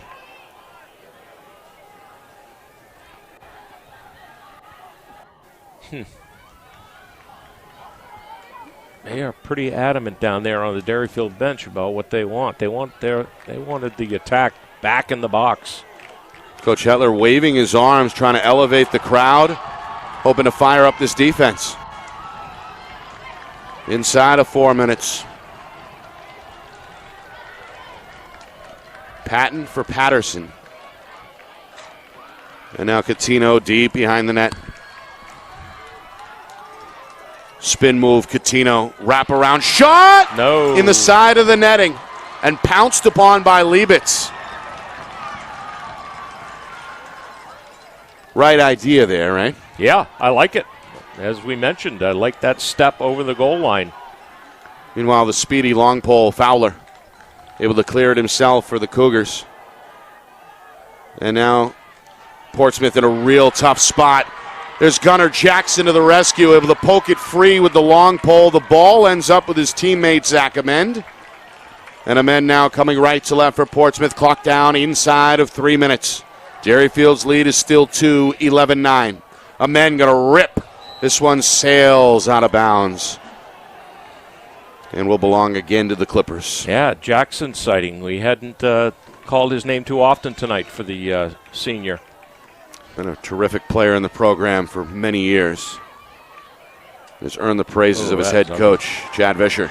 Shot one off the mask, it looked like, of Silvio. Liebitz going to dig it out of a crowd in the crease to make another stop for Derryfield. And now a long outlet. It's going to free up Moulton, who goes up the sideline for the clear. Now it's Murray. Jackson on his heels. 2:25 remaining fourth quarter. Murray trying to avoid Jackson, who continues his pursuit. Now Cabot takes over the junior near side. In front of his head coach, Chris Hetler, is waving his arms. Clock ticking down at 2 minutes. Cabot trying to avoid the defender, Max Dieppe. Dieppe poking with that long pole deep behind the cage. Again, a game of cat and mouse here as we move inside of 2 minutes. Keep it in. Derryfield's lead 11-9. Whistle and a timeout by Derryfield. Coach Hetler upset with the official. He was trying to call timeout by the looks. Took a while to get him the timeout, but eventually he's got enough time here to gather the troops and issue the final orders as they look to close this one out. It would be the first championship for Derryfield since 2019. And overall, the 7th state title in school history, the 5th at the Division II level, if they can hold on for the final minute 54. Yeah, watch for Derryfield to come out and park 2 offensive guys behind goal line extended. If you are going to lose the ball from possession at this stage, you want it to happen on the farthest part of the field that you possibly can. And I would not be surprised if they even brought a third guy down there to kind of act as a pick on the 2-man. But yeah, they clearly are going to want to keep possession. Not quite sure what got Coach Hetler excited, because the clock is ticking down in his favor right now. He was excited. He was excited, and he went right over to the official, Steve Small, and I mean, it wasn't that loud that he couldn't hear, because he was only about 10 or 15 feet away. But maybe he saw something we didn't. Reminder, coming up after this one, award ceremony live here on Friday Night Lights, New Hampshire. In conjunction, of course, with the NFHS Network, we'll bring you these sights and sounds as both teams are honored immediately following the game with the awards ceremony. Now it's time for the Derryfield fans to get on their feet. A standing ovation as the team breaks the huddle. Their school, potentially a minute 54 away from another state championship, the first in 4 years. Yeah, so...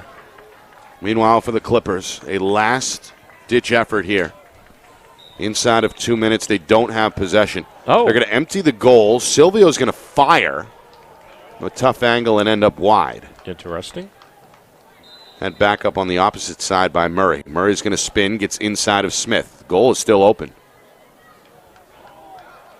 The defender is shown, who misses on the check. Murray. Out of the box. Yep. Escapes the box, and that's a mistake. Get the goalie back in there. I think Coach Hetler wants to use his second timeout here. No, I think he already had his timeout. Oh, did he? This is Portsmouth. No. This has to be a Portsmouth. Yeah, you're right. It is a Portsmouth timeout. Coach Vischer Yeah. wants to set up the clear. However, that's going to give Coach Hetler an opportunity to bring Liebitz back in, right? Well, no, you'd be bringing Patterson back in. Patterson was the man. Oh, that's right. Never mind. Patterson was out of the goal. So yep. yeah, it's been a long day. You gave me second thought syndrome there. What are we looking at? Just making sure you're on top of it. That's all. Nick and Estes, Roger Howe with you, having a good time here on Championship Sunday. Earlier today, the D1 final again went to Bishop Girton, the top seed, three-peated, and earned Coach Cameron his 12th state championship ring overall, tying him with the old ball coach Brian O'Reilly for most in NHIAA history. And then we saw Deacon Blue guide Hopkinton to another state title, their first since 2019 in Division III, as they beat Campbell by a final of 7-4. And now it's Derryfield, who hopes to cross the finish line with a wire-to-wire win, which would also, as I mentioned, be their first since 2019. Yeah, and boy, in that Division III game with Hopkinton winning that game, that was the first time that Kyle Devitt, good friend of mine's assistant coach, had been on a championship team, and he was like a little kid coming off that field. He ran faster than most of his players to get into that huddle. Well, we saw the celebration on the field with Hopkinton, and right in the middle was both Deacon Blue and his staff. So exactly, those guys, kids at heart. Yeah. Nice play here. Purcell is going to fire and score. It comes off an underhand assist by Nick Smith. That's number 4 for Purcell, and just when you thought it was over, think again. Portsmouth is back within 1, 11-10. Would we have expected anything less than this out of these two teams? And oh my goodness, look at the pass from Nick Smith. Are you kidding me? That was pretty to watch. And a nice, beautiful turn by Purcell there, too, after the pass. Stamps it down for his 4th of the game, his first since halftime. And now a huge face-off on the way between Purvis and Smith. Call there timeout. is Smith with the win. Clippers have one left in the back pocket, but Coach Fisher is going to elect to let his guys figure it out in real time as we move down to 1 minute. That's a hack. That from behind, survives the hit. Shot up in the net. A flag is going to fly. Is the goal going to count? It has to yes, count. It will. We are tied at 11. Are you kidding me? Zach Amend, bulletproof as he goes down the middle. Took a shot from the left, took a shot from the right, and in the end it didn't matter as he scores on his way down to the ground. Look at this. It rolls behind Liebitz. The flag is going to be picked up. Oh, it shouldn't have been. That was a slash. And just like that, we've got a brand new game, 11-11 with less than 1 minute remaining. Derryfield escapes there because that's a clear slash by Flanagan. Zach Amend putting together quite a game, quite a second half. Yeah. Smith scoops it up and look out. Here he comes. Clippers want their first lead. The shot instead goes wide. Out of play with less than 45 seconds remaining. Now timeout. And here's the timeout by Coach Fisher. Wow. Portsmouth, your two-time defending champs, alive and well, with possession, with the game tied, with less than 45 seconds remaining. Wow. Just wow. I mean, we have seen everything out of these two teams for the last 2 years. It's just been such a roller coaster ride. Amazing lacrosse. Two rivals. Amend did not score a goal in the first half. He's got 4 since halftime, none bigger. And perhaps none more spectacular than the one we saw a moment ago to tie this game at 11. Exactly, and for as hot as Quinn Silvio was in the first half, he has been non-existent in the second half. I don't even think he has a shot on goal, except for that one that he took on the open net and missed it at the right after the Derryfield timeout. Silvio a hat trick in the first half to pace Derryfield. Cougars led 8-4 at the break, led 10-4 early in the third quarter. That was their largest lead. Portsmouth ended the frame with 5 unanswered to cut it to 1. Derryfield a brief 2-goal lead just a moment ago, 11-9. But 2 goals, Roger, 18 seconds apart. First from Purcell, second from Amend, have this game tied again at 11. Here we go. All right, last shot here. Oh, yeah, absolutely. 40 seconds. Absolutely. No timeouts for either side. Yep. He'll play this one right to the end, 30 seconds. Of course, sudden death overtime may await as well. Off the screen, Nick Smith picked up on the switch by Silvio. Coutinho, they get it to Amend, and he's the man they want. Looking to work on Brewer. Brewer Little trying to stay with him. Up top, step down shot, Smith. Saved by Liebitz. It comes low. 10 seconds remaining. Liebitz in the crease. Liebitz looking for an outlet. Fires a bullet down the middle. It's loose, up for grabs. It's picked up by Schoen. A whistle. Hold. Ooh. Something on the back end there.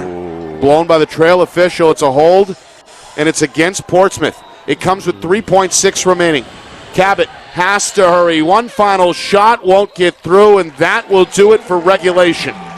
On to overtime we go. Of course, it's on to overtime between these two teams.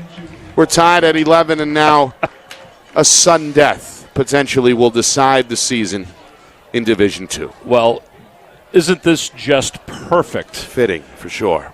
For capping off the 2023 season and having the primetime offering these two teams, which if you were at the start of the broadcast, we explained how equal these teams were right down. Right. I couldn't even go as far to say the ground balls because I don't track ground balls, but man, 11-11, nothing else could we have expected. So, Portsmouth hoping for a third straight state championship and their second straight over Derryfield. So the officials explaining the overtime rules here to Captain. Anything we need to know, Roger? 4 minutes on the board. We go until there's a goal, right? That is exactly right. That's about it. Yep. Yeah, this is one of the only situations where they'll just play till they drop.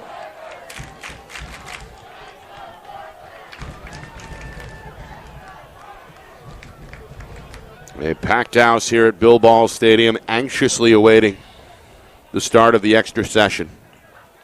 The officials are going to determine where to place the goaltenders. Coin toss will give Portsmouth their choice.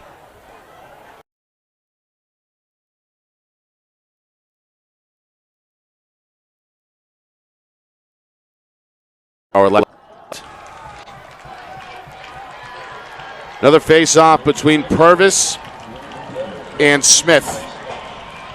So sudden victory. This one up for grabs. Both players are on the ground. Where is it? Amend had a poke at it. Finally secures it with the right arm.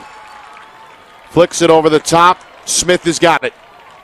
And the Clippers will have a chance to end it here on this trip. Fought their way back from as many as 6 down, Roger, midway through that third quarter. Just unbelievable. Unbelievable. And that run by Zach Amend in the middle of it was just tremendous. 4 goals in less than 49 seconds. Turn this game upside down.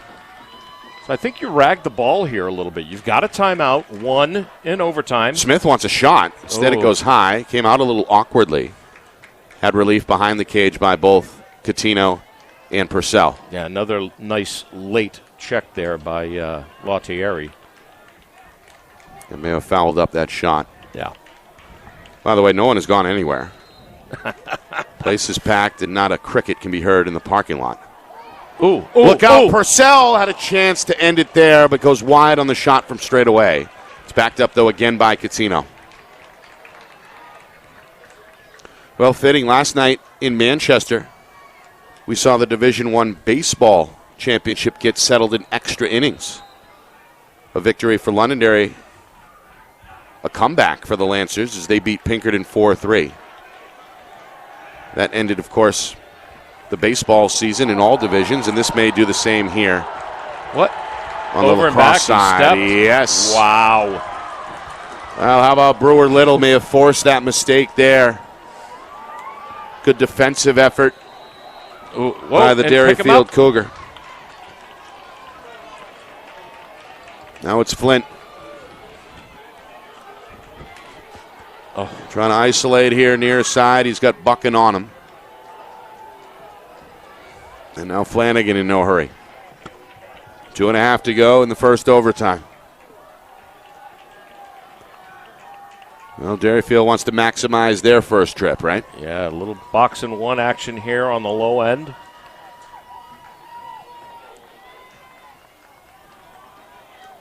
Yeah, I don't mind this. I really don't. If you're not moving the ball and the refs don't make you. Here he comes. Flanagan gets the step. Pass broken up in the middle. It's Gunnar Jackson got a piece. Jackson trying to locate it in the middle of that fray. Oh. In the end, it's Chabot who ends the season. Chili Chabot comes up with the ground ball, finds the back of the net, and the game and the season are over. Your 2023 NHIAA Boys Lacrosse Division II state champions are the Derryfield Cougars. They do it in overtime. Chili Cabot, the junior, scores the first goal of the game and the last goal of the game. With less than 2 minutes remaining in overtime, Derryfield is going to earn their 7th state championship in school history by a final score of 12-11. My goodness. To come out of a scrum pile like that, it's one of the biggest fears of a coaching staff is just you just don't know what's going to happen next. And Chili Chabot, the one that Coach Hetler said had such a great game against St. Thomas. He pulls it out for the Cougars, and this is their 5th championship, I believe, in Division II, correct? Yep. 5 in D2, 2 in D3, all under head coach Chris Hetler. And the first since 2019 for the Cougars.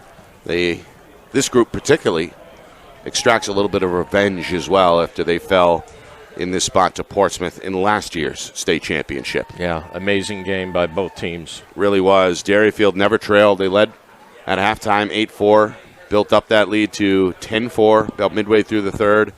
We see Portsmouth claw their way back with 5 unanswered in the third. And then they get 2 in the final 2 minutes of regulation to tie the game at 11. They fight off Portsmouth in the opening minutes of overtime and then come back to cash in. Again, a ground ball in front of the net, scooped up by Chili Cabot, who comes up with his second goal. And that is it, as Derryfield is your 23 champs and the king of the mountain in Division II following a 1-goal win in overtime. Well, it's almost sad to think that somebody actually had to lose this game. Yeah.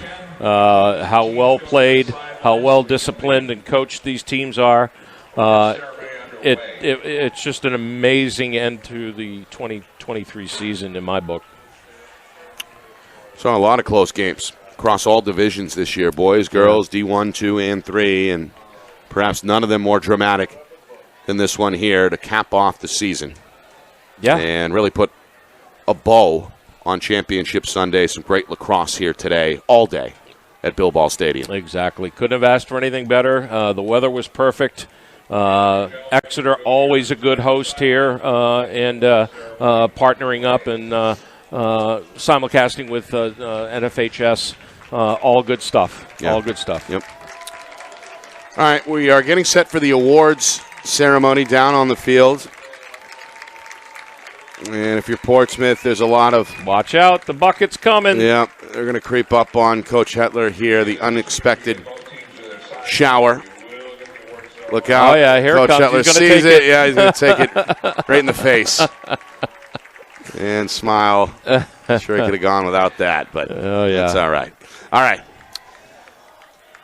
We're going to see Portsmouth front and center here momentarily as they get ready to take their runner-up medal again. Another great season for Coach Vischer's Clippers, 16-1 during the regular season. They beat Derryfield in the heads-up regular season battle a month ago. They fought off a stubborn Wyndham team in a come-from-behind effort in the semifinals and then almost completed the greatest comeback of all tonight, but could not in the end pull it out in overtime. Some of these departing seniors, though, Roger, with the rings from a year ago and 2021, all in all, not a bad way to go out with 3 state championship games played and 2 rings if you're a senior. Exactly, and that's what you'll remember. You probably won't talk about this game too often, but you certainly will talk about the 2 big rings you got on your fingers, and they've got a lot to be proud about, as far as their performance this entire season. Wow, I'm just so impressed with both these teams and the talent that both teams have. Just amazing. Ben Purcell was big tonight. 4 goals, including the one that brought Portsmouth within a goal. The final minute, 16. Yeah. Zach Amend, of course, was stellar, especially after halftime when he scored all 4 of his goals. And in net, Kai Patterson, bright future, sophomore. He's got the experience now of a championship game under his belt. Yeah. He didn't have any saves in that fourth. At least I didn't have him in with any. But hey, let's not forget, Alexander Murray had a quiet hat trick here tonight. Yeah. Silvio was quiet in the second half, although he had a hat trick. And Chili Cabot starts and finishes this one. He got the first and the overtime winner. So good spread out offense, not only by the Cougars, but also the Clippers. I mean, Amend with 4, and as you said, Purcell with 4. And then defensively, as we know, both goaltenders perform well. Liebitz had a couple of saves there at the end to keep Derryfield in it. And on the other side for the Clippers, we'll say goodbye to Gunnar Jackson, who's been one of my favorite players to watch both in the spring and in the fall. He's a standout football player, and he's going to graduate for Portsmouth. But I mean, a lot of heroes really on both sides of the roster And in the end, that's why we compete. Somebody's got to win, somebody's got to lose, and it's Derryfield's turn to hoist the trophy as the Cougars head to midfield. You see Brian O'Reilly there. He's part of the athletic director committee. He's also the head of the lacrosse committee as well. There you go. And there it is, holding up the trophy, Tate Flint and Quinn Silvio, 2 departing seniors for Derryfield, going to be teammates again. Yeah. Next year at Merrimack University at the NCAA Division I level. Yeah, we'll have to see what Portsmouth can do to reload. I mean, they're gonna retain Zach Amend, of course. Nick Smith will also be back, both juniors. They're going to lose Dieppe on defense, so they're going to have to reload there along with Gunnar Jackson, as you just mentioned. Yep. They're going to lose Baden Patterson, an integral part of their both sides of the ball at midfield. And they're going to lose Keegan Delisle, who had a goal tonight. So, there's still some talent there, and their Seacoast youth program is very, very strong. In fact, Coach Vischer, he was coaching 2 girls' games earlier today for Seacoast Lacrosse. So busiest man I know. He is right sure. there, and I saw his daughter come out and give him a big hug at the end of this one here. So he's got his tentacles in the youth program, and there's a bright future still for the Clippers. Yeah, they're not going anywhere now, so to speak. All right, Roger, your final thoughts on what we saw here this afternoon on Championship Sunday. I'm thrilled. I called all 3 winners today privately, which has never happened. No? I find that hard to believe. Yeah. 6 tremendous teams here today. Great to see new blood coming into the playoffs, as we mentioned earlier in the broadcast. And very, very happy for not only Coach Cameron getting his 12th to tie Coach O'Reilly, but Coach Hetler getting his 7th or 8th? 7th. And just real good performances all the way around. Had a lot of fun this year. A lot of people to thank. I hope I don't forget anybody, but it's going off the head, so that is possible. But I guess we'll start here on the ground with Bill Ball. Good of a place to start as any. Hosting another championship event, another successful event here at his namesake stadium. So we appreciate Coach Ball. Of course, our partnership with the NFHS Network. Appreciate Don and all of the guys over there, guys and girls, who make this thing happen. And I got to thank the NHIAA, of course, with Jeff Collins and his crew working hard all year round. So we thank them. Want to thank our Friday Night Lights New Hampshire sponsors as well. Beals Insurance, MG Sports Fundraising, New Hampshire iPhone Repair, the New Hampshire Tomahawks, Spectrum Monthly, and Roger Howe Real Estate. Appreciate the ongoing partnerships with those sponsors. Want to thank, of course, our crew, our Monday night crew. Let's go there. How about FNL Lacrosse with Coach Cameron filling in all year, doing a great job. Roger, of course, you stopped by and did a good job filling in as well. We appreciate that. Of course, we appreciate Kristen Cameron jumping on during some of the girls' broadcasts, doing a stellar job, so appreciate that. And then, of course, the main core of the Friday Night Lights New Hampshire family, John Barron, Matt Beals behind the cameras, Kat Doyle helped out this year, Ian Maluski, appreciate them filling in. Ben. And, of course, Ben Beals, the director, the man behind the curtain. The other Ben. And Ben Alcher, who stepped in and stood tall as well. All right, I want to thank executive producer Steve Beals, my partner Roger Howe. I'm Nick Anastas. We'll see you next year. So long. Yeah. Final score, final time in overtime, 12-11 Derryfield here in the 2023 Division II State Championship.